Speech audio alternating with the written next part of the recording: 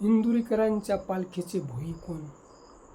निवृत्ती महाराज देशमुख शेवटी माणूसच आहे हे सांगण्यासाठी अध्यात्म शिकण्याची गरज नाही किंवा पोपटवाल्यांकडून भविष्य समजावण्याची गरज अजिबात नाही. त्यांना संपत्ती कार्याने दिली किंवा कष्टाने मिळाले असे समजायला हरकत नाही. ज्ञानेश्वरीच्या लग्नासाठी त्यांनी मुक्त हस्ते खर्च केला. पैसा त्यांचा होता. ईडी CBIला त्यांनी दाखविला. इतरांच्या पोटात गुदगुल्या होण्याचे काहीच कारण नाही.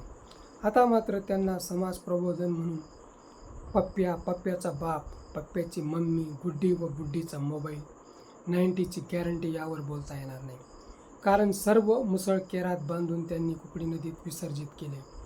कीर्तनरूपी सेवेत सांगण्यासारखे मागे काहीच ठेवले नाही. पैसा त्यांचा होता. त्यांनीच खर्च केला. मात्र इतरांच्या दुखऱ्यानंच दाबण्याचा काहीच अधिकार उरला नाही. काही गरिबांची टिंगलटावाळी करतात तर काही लोक मजाक उडवितात. गरीब मंदिरातील घंटा नक्कीच नाही. कोणी याव्याने बळून जावे. काही लोक पैशाने श्रीमंत असतात तर काही आपल्या कामाने श्रीमंत समजले जातात. महाराजांच्या पालखीचे भोई महाराजांना कोणत्या श्रीमंतीत मोजतात? लोकांच्या जखमावर फुंकर मारण्याऐवजी भळभळत्या करण्यात महाराजांच्या भक्तांना आनंद मिळतो आहे.